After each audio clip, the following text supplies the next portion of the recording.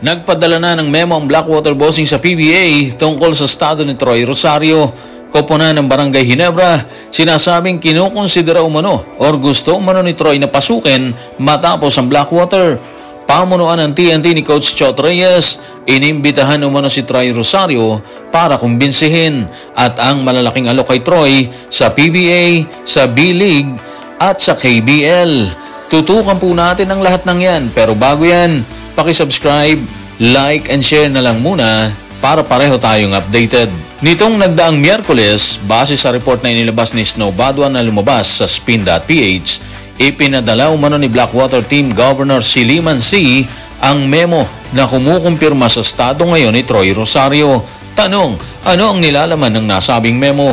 Tutukan po natin si Team Governor Siliman C. sa report ni Snow Badwa sa Spin. Ito ay para patunayan na formal nang pinalaya ng Blackwater Bossing si Mr. Troy Rosario sa team. Si Troy Rosario ay libre nang mag-entertain ng mga alok mula sa ibang koponan. Hangad namin ang lahat ng kabutihan para kay Troy Rosario. So eto na po yun, libre na si Troy Rosario na mag-entertain ng offers mula sa ibang team, lalo na sa Ginebra at sa SMB. Sinabi natin Ginebra at SMB kasi ilang column na rin ng Spin ang nagpapahiwatig na ang grupo ni Mr. RSA ang interesado talagang makuha yung kanyang serbisyo. Hindi lang natin alam kung saan gustong pumirma ni Troy, sakaling totoo nga yung balita, hindi ba? Pero alam nyo ba na gumawa muna ng matinding effort ang Blackwater Bossing para kumbinsihin itong si Troy na manatili sa team. At siguro dahil hindi nila nakumbinsin na manatili sa poder nila, kahit gaano kaganda ang alok ng Bossing, wala silang magagawa kundi i-release talaga siya doon. Kung sisilipin nating mabuti, sayang talaga si Troy kasi naging katuwang siya ni George King sa ilang maiinit na bakbakan ng koponan. Kaya siguro gano'n na lang din yung paghahangad at pagkukumbinsin nilang manatili lang to sa grupo ng Blackwater. Sa kasamaang palad, parang may gustong iba talaga si Troy na patunguhan. Sa artikulong inilabas ni Snow Badwa sa spin.ph ay binanggit din ito na may isang team na tila gustong patunguhan ni Troy matapos ang kanyang stint sa Blackwater. Kaya naman ang tanong ng bayan, aling koponan nga ba ang tila bumihag sa puso ni Troy? Tutukan natin ang sinabi ni Snow Badwa sa kanyang report sa Spin. Ayon sa mga taong malapit sa kanya, ang 6'7" big man ay pinaka-interesado na sumali sa Ginebra na sinasabing paborito niyang koponan mula sa kanyang kabataan. Pero bukod sa Gin Kings, gusto rin umanong makuha si Troy ng kapatid nitong SMB. Ang parehong koponan na SMB at Ginebra na nasa pamamahala ni RSA ay parehong nangangailangan ng isang matikas na big man. Ayun naman pala Ginebra ang gusto niyang puntahan, pero ayon na rin kay Snow Badwa, hinahabol din siya ng SMB. Ma-remind lang po natin, ang SMB at yung Ginebra, parehong malakas na team po siya sa ngayon. Posibleng may kulang sa Ginebra dahil sa pagkawala ni Sistan na hindi na po na ni Isaac Go dahil sa injury. Pero yung SMB, sobrang lakas na po nito. Pero nangangailangan pa rin sila ng big man, ha? Grabe, no? Anyway, doon tayo sa posibilidad na mapunta si Troy sa Ginebra. Dito magagamit talaga siya ng gusto. Kasi nga, siya yung pwedeng pumalit sa pwesto ni Sistan at ni Isaac Go. Meaning, malaki yung magagawa niya dito sa Ginebra. At posibleng magkaroon siya ng magandang playing time dito. Kung pera pag-uusapan, of course, walang problema yan sa SMC Group. Sigurado tayo, bibigay nila yung gusto ni Troy. In case lang naman na may hinihiling talaga siya, di ba? Kung sa SMB naman siya mapunta, okay din naman doon. Pero tingin natin, mas kailangan talaga siya ng Ginebra ni Coach Tim Cone. Habang tila nakapokus ang atensyon ni Troy Rosario sa pagsama sa Barangay Ginebra sakaling pumirma siya ng kontrata matapos ang Blackwater, sinasabing hindi naman nagpapatalo ang TNT ni Coach Chot Reyes. Ayon pa rin sa report ni Snow Badwa sa Spin, may imbitasyon na umanong naibigay kay Troy mula sa pamunuan ng TNT.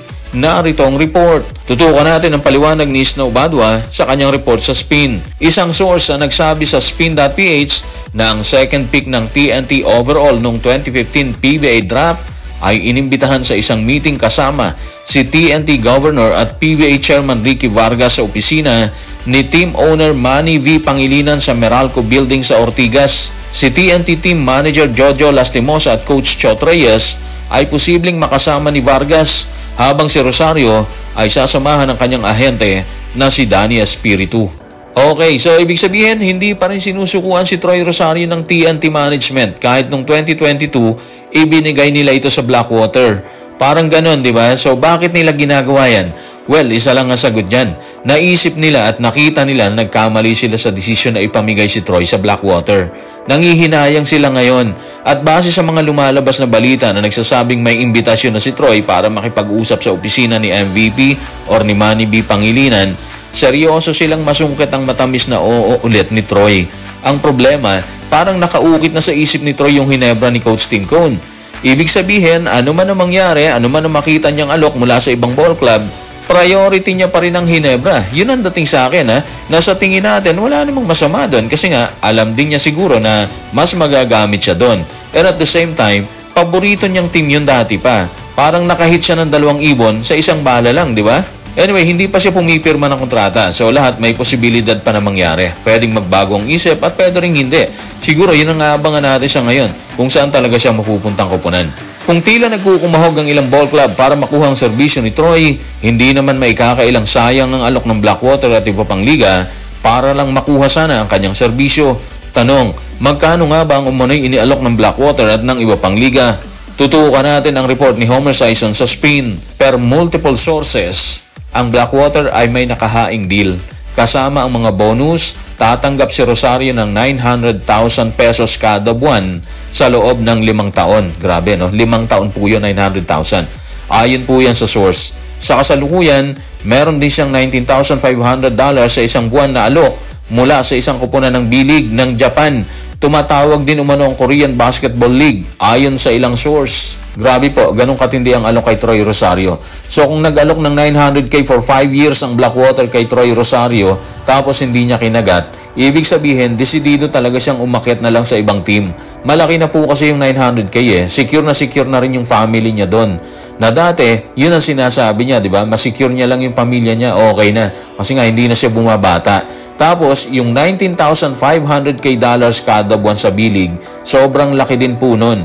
Sa palitan po ngayon, umaabot po siya ng 1,092,000 kada buwan po yan sa Philippine Peso. Mas malaki po yan. Siyempre may tax pa yan.